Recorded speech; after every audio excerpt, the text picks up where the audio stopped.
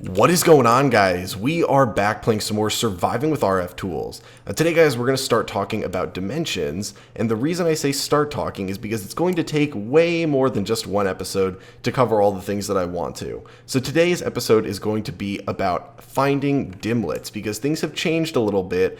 So if you've played RFTools before, you're going to have to go about finding them a different way than you might have before. And also, if you've never played before, you're going to need to know how to find these because they are basically the building blocks of dimensions. Now, just a brief overview, RFTools, one of the most unique features the mod has is the ability to construct dimensions that may be random, or they may meet all of your specifications down to a T, down to the exact blocks in the world, the mobs that spawn there, the rate that time goes by at, the color of the sky, the structures that generate there, basically every single thing. You can make the perfect world for yourself at the expense of a fair bit of energy. So first off, like I said, we need to talk about the building blocks, these things called Dimlets. Now, the way everything works, and this is a very, very simplified way of thinking about it, but let's look at a crafting grid. So you have a 3x3 grid. Now imagine that this is the dimension, and these are all the different parameters. So the upper left one is going to be the time. The next one is going to be the sky color. The next one is going to be the mobs that spawn there. And then the terrain generation. So all these different blocks are different parameters. And if you put nothing in there when you make the dimension, it could be anything. Any of the options that you could possibly find to put in there eventually, it will pick from. So it could be something that you want, or it could be something that you really, really don't want and will either kill you or make the dimension useless to you. Now, there are ways around this because you have the ability to craft very few but specific Dimlets, and those are the ones that are considered normal. So things like regular terrain generation, blue skies, things that you could put in there as placeholders so that you get the regular stuff before you find the more specified things you want, but you don't need to let it be random. Now, of course, if you want it to be random, you can, but a lot of people don't. So you need to make sure that if you don't want it to be random and you don't have a very specific Dimlet to put in there, when you're building the dimension, that you put in one that sort of normalizes it. But that's the basic idea of why Dimlets are important and what they can do. So to build a dimension, you're going to be putting in anywhere from 1 to like 50 Dimlets, and those are going to determine everything about the world, the amount of power it costs to run, all these different things, and it's what's going to make the world very useful to you.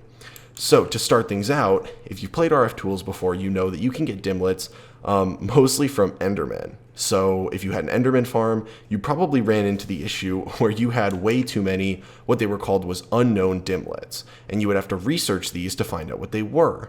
Now that is not the case anymore. If we go over here and we search up Dimlets, you can see that there are things for Dimlets, but there are no unknown ones. The closest you come is this Dimlet parcel, which gives you some of these, and you do not get these very often. I think you might find them in sort of like dungeon-esque loot. But yeah, there are no unknown Dimlets. So really, as far as I know, the only way to find Dimlets now is to make a random dimension, go in, and go to those little Dimlet huts. If you've never been in a dimension, there's these little huts that have iron doors that you walk around and can find that contain a couple Dimlets. Now you may be thinking to yourself, well, so can you only get random ones?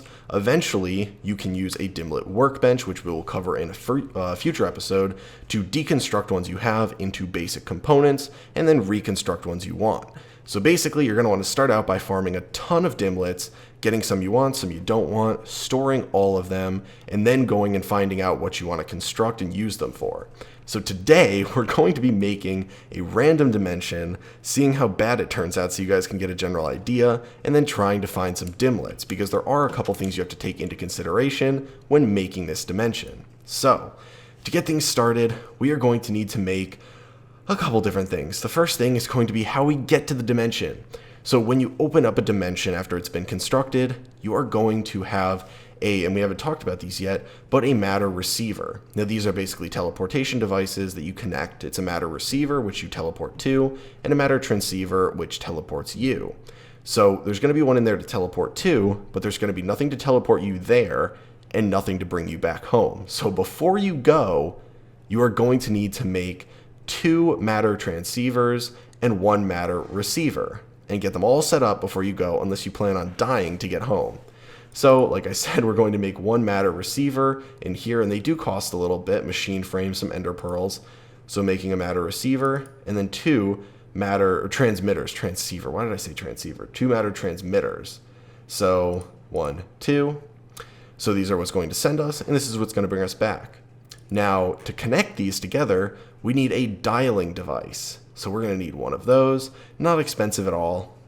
So this is how we connect everything. That's all well and good. They do need power, so I've got 2 simple power cells here. And I do have the power cell cards, because if you do not have, this becomes an issue, but we're going to have to basically bring power into the dimension to power the ones that will send us home. And along those same lines, if when we start up a dimension, it needs continuous power, they can store power, but if they eventually run out because your chunk is not loaded in the main dimension, when you go to a different dimension, then the dimension can sort of collapse on you and shut down, and it'll kill you. So yeah, that's something to also keep in mind. If you have a chunk loader, it's no issue, but we're basically going to want to bring power into dimensions somewhere. So we're not really going to worry about that too much today, because we're not going to be making a high power consumption one, but just something to keep in mind that I wanted to sort of touch on. So the next thing that we're going to be making is going to be a dimension enscriber. Now this is where we put all of our different dimlets and click a button, and it combines them all into one dimension. It actually makes the dimension. So we're going to make that. Requires some ink sacs, which is a little bit annoying to get, but we'll craft one of those. And then we need to make this empty dimension tab. So you put it in the dimensional enscriber, and this is where all the dimlets get put, and this is what you are eventually going to build. It's the singular block they get combined into, and you can probably now see why I used that workbench as sort of like a grid-based explanation. This one makes it look like a grid, but it's a little bit harder to look at than a workbench. So we're going to make one of those for our random dimension today. And the last thing that we need, which is the expensive one, is the dimension builder. This is what you're going to give power to, because basically when you construct dimensions, when they go from 0 to 100%, it requires a lot of energy. Once they're at 100%, the energy drops way down. And this is a stupid analogy, I think, but if you guys have used compound bows for archery before, you pull and you pull and you pull, and it takes a ton of force to pull it back. But the minute you get it all the way pulled back, all of the force lets go. And you're just holding it there with almost no force that's fighting against you to pull back. So if you've done any archery before and used compound bows and not like recurve ones, that'll make sense. But if you haven't, that will not make any sense. So not going to focus on that too much. But yes, we need to make one of these, and I don't think we have yet. So we'll make one, a little bit expensive, but not too bad. And then we are going to head downstairs. So, like I said, the first thing that we are going to want to do is, well, first we can put down the dimensional enscriber and the dimensional builder. And probably going to put these down. I'm trying to think how we can use these power cells most efficiently. We'll put down the dimensional enscriber right here, the dimensional builder right here, and we'll just put a power cell down in here and then link it with one of the cards. So we're going to put all the sides on out, and then we need to go over here and link one of the cards. So link ID 1, and we'll link this one too. And then we are going to put it in here. So it's got some power. Ooh, do these guys not need power? So this one needs power. The dimensional builder does not. Okay, cool. Forgot about that. So this guy can go up here. And then we have more room to use. Awesome. Okay, so what we're going to do to start out is put the empty dimension tab in. And you can see that this is nothing in here. You put all your dimlets in here, and you can click extract, because once you've made a dimension, you can actually pull all of the dimlets out of it if you decide you don't want it anymore. And the funny thing is the dimension will actually stay active, but you need the dimension tab to power it. So the dimension will still be a thing, but it won't be having any power eventually, so you won't be able to go into it if you remove the dimension tab. So it's a little bit weird, but yeah, you have the ability to remove them without destroying the dimension, so just keep that in mind. So now we can put a name on this, so we'll do Dimlet Farm, just so we know, and we will click Store. And it gets this pretty cool color on it, and it says that its name is Dimlet Farm, and it costs 1,000 RF per tick to create. So this got some things on it, and it got a maintenance cost of 10 RF per tick once it's fully constructed. And it is 100 ticks for the tick cost. So it's at dimensional progress 0, which means we have constructed 0% of it. So with this, we're going to toss it in here, and you see it starts constructing, it consumes power, and this starts to sort of actualize this sort of world here, and then it dumps all of the power into this. So you can see the internal power goes in here. Now, if I were to take this out, you would see that it still has internal power, and it's just consuming it. So you can take it out, but this is where you're going to charge it. And a lot of people will just leave them in here so that they don't run out of power. So now what we need to do is put down the dialing device and the transceivers. So we'll do dialing device here, and we will do the matter transmitter here. Or I should transmitter and receiver. I'm combining those too. It would be cool if it was just one block that you could select both with. But we put these down, they look very, very cool. And we are going to put the name on this, which is base teleport, and this one, which is base return. And if we go in here, you can see that there is the base teleport up here, and then there's base return and Dimlet farm. So this is the one in that world. So what we need to do is come down here, and we do need to power these. So we're going to put a power cell, and that will power all of these. We need to link it with our linking card. And each of these needs power. So I guess it's not set on out. So all of these will get power. They don't require too much. I believe the teleporter and receiver use power based on either how far you go, I want to say, is it the requirement? I'm not actually sure. Didn't look too much into those. But what we can do here is the linking. So the purpose of this block is linking these together. So what we want to do also is put down, and I guess we can put it down here so that we actually should have power in this, and this should be enough. But we'll put in Dimlet farm tele, because this is what's going to bring us home. So what we can do is come in here and link the Dimlet farm teleport to the base return and dial it. So it starts a connection between the transmitter and receiver, and it's a distance of 1 between them. And you can see I was standing on it, so it teleported me there. Makes a cool noise, tells you the teleportation started. And what we can do is if we wrench this and put it back down, it stays dialed in. So we can do it again. So, and you can also see how much power it took up. So I'm going to put it back down here to charge up real quick.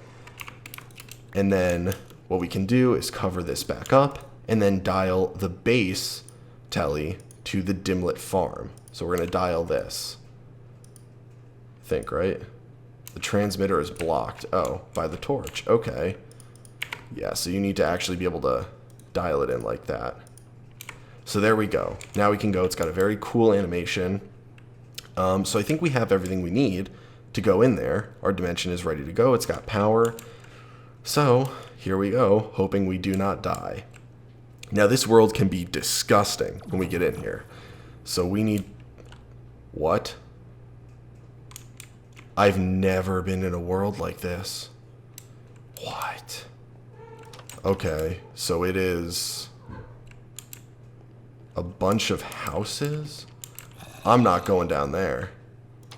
Okay, we want to find these little Dimlet huts. So we want to run around, and they're kind of... I don't know how to describe them. Well, maybe there'll be something in one of these chests in here. I don't know how a world works when it's like this. Okay, so that's just like a regular dungeon one. Okay, guys, so we are back. Now, I made a different dimension, and this one, I made a point of putting in a couple different Dimlets that can be crafted in terms of features. The no features one, and in the previous world I almost died farming some dimensional shards so that we could craft the flat world type Dimlet.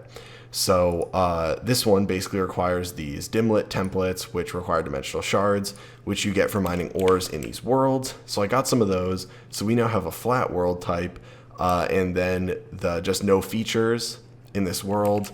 That's another one you can craft that you don't need any of those for. And I ran about 100 blocks in one direction, and we found this little outpost, which is the Dimlet sort of house that we are looking for. So there are some bad guys in here, which is unfun, but you can see the Dimlets right there. So we're going to have to deal with these guys. I don't know. What are these debuffs in this world? Mining fatigue and slowness that got generated here. So not the best. You know what? Let's just beat the system here. Come on. Okay, well, I guess we're going in.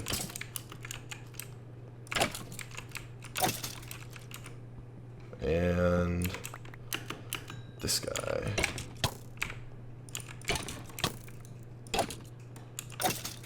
Okay, so we'll light up in here, and we can flip the light on, and in this tab we have a Dimlet parcel. In this chest we have a Dimlet parcel, a sky Dimlet white, feature Dimlet clean, and then a couple building blocks for Dimlets we can talk about later. Now if we open the Dimlet parcel, we get a bunch of things along with it, so a bunch of different Dimlet features, and then we can grab all these Dimlets here, and those are going to be jungle biome Dimlet, lakes feature Dimlet, and what is this? Effect Dimlet Jump 2, which is pretty cool. Okay, so we got all these. Now we could continue going if we wanted to find more, so maybe we keep running and see if we just come across one more in a little bit before we hop back. What I'm going to have to do off camera is just come into this world and try and find as many of them as I can. This is one of the better worlds, I guess, to try and do it in, considering it's flat and it seems like we're getting mostly passive mob spawns, which is nice. It'd also be nice to come in here if I needed any more food, because it'd be easy to farm it. But yeah, not a bad world, all things considered. Now, every other time I've tried to do this Dimlet farming, I've got it on the first try. That was just a really weird first world. But I don't think there's any specific way you're supposed to go about building dimensions with craftable Dimlets that make it any easier. I think you just have to keep trying random ones until you find one that works. And then from there, you get to go forth. It's kind of like a progression-based thing, where you do it randomly initially and then kind of can specify a little bit more and make a slightly better dimension and then keep going from there. So we have another Dimlet hut here. So we'll go into this one, see what we get, and then we will call it a day on this episode. So we'll get these. There we go. And in this chest we get some more. So we got some cool ones. We got a Birch Forest Hills, another Dimlet parcel, a Red Sky Dimlet, Dimensional Pattern 2 block. You can see the different rarities on these. So yeah, we got some rarity 3 ones, and then again we've gotten the building blocks. This one is a Caverns Dimlet, and I don't know if we have enough inventory space. There we go. So we got a couple more of these. So I think that's going to be it for now. I'm probably going to put my dimensional matter transmitter in here, actually. And yeah, so we'll mine it down. We'll do it right here. And we will toss this here and head back to the real world. Should take a little bit.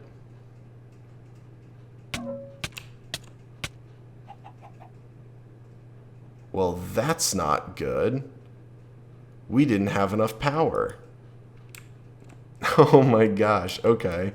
Well, it looks like we need to do a couple things then. So we need to make a, where is it? Well, we need to make it over here. We need to make a simple power cell and another linking card, I guess. Oh, so we need redstone blocks.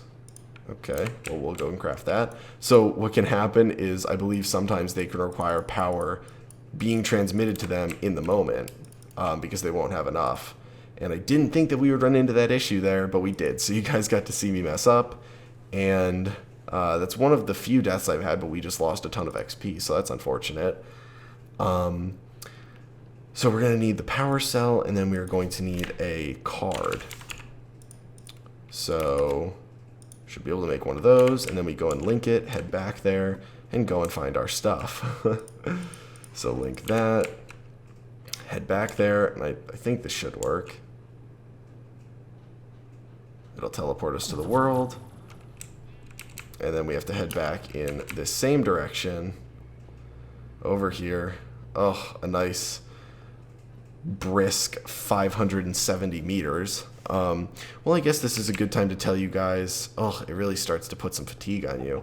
I guess this is a good time to start telling you guys about what's been going on in my life. So you may have heard a little bit while the video was going on, my cat in the background. So we're in the process of getting both our cats spayed. But one of them, this weekend, went into heat way earlier than expected. So we've been dealing with that and having our clothes urinated on while they're in like a laundry basket. Bathtub was also urinated on. I haven't gotten a good night's sleep in about 3 nights because they're up. I don't want to say they're basically screaming the whole time. And our other cat is on the verge of it too. So one of our cats has already gotten their blood work done to make sure that nothing will happen when they go under anesthesia for the surgery. The other one is getting her blood work done tomorrow morning when I'm recording this. And then one is going in for surgery on Thursday. And then the other one is sort of a to be determined date, the younger one. So that's what's been going on in my life, and that's why I wanted to get a video recorded, but I needed to wait until she calmed down enough that my house wasn't filled with screaming cats. So right now I'm recording this at like 11:30 at night while my fiance is asleep, with the cats also sleeping, thankfully. One of them was up eating right behind me, though, maybe like 10 minutes ago while I was recording. So if you guys heard someone chomping down on stuff, I promise it is not me eating while recording. I have enough self-control to not do that. But yeah, that's a little update on my life. Other than that, work's been work. It was 100 degrees here today with some nice humidity, heat index of like 108. So that was horrific. But I can only imagine how it was for people. I live in New England, so yeah, I live in Connecticut, so it stays pretty cold up here for the most part. So me complaining about that is a pretty big sign that people who had some, live in typically hotter climates probably had a even rougher time than I did. So I apologize to you all that live in places like that. Okay, so what we need to do is put down the simple power cell here. Simple power cell, link the card in it. It has more than enough power. Set that to out. This is going to start getting power, and it is already linked to the one we need. So we are going to really, really hope that it doesn't kill us again. We're going to wait until it has some power, and here we go. Yes, it worked. We are back home. We have all of our Dimlet things, which I'm just going to toss in here for now. Just toss all of this in here. We finally don't have fatigue on us anymore, so we feel light as air, and I will pull things back out once I am ready to go on another adventure. But quite frankly, I am pretty done in those dimensions for the time being. I got a couple things that we can use. I'll go back in there later this week and farm up some more so that we can do our next episode on constructing Dimlets for either a mining world or what I specifically wanted to use them for. Or we'll do our next episode on the Dimlet workbench, which is going to be combining these individual pieces to make specific Dimlets that you want. But I hope you guys found today's episode informative. I apologize that the first random world did not work out, but it seemed pretty cool anyway and should give you guys an idea of what you can expect when going into these. But I hope you guys found the episode useful anyway, because this is one of the more complicated topics, and even I still struggle with it a bit. So if you have any questions, feel free to post them in the comments. I hope you've all been doing well and staying cool this weekend if it's been very hot, and I will talk to you guys later.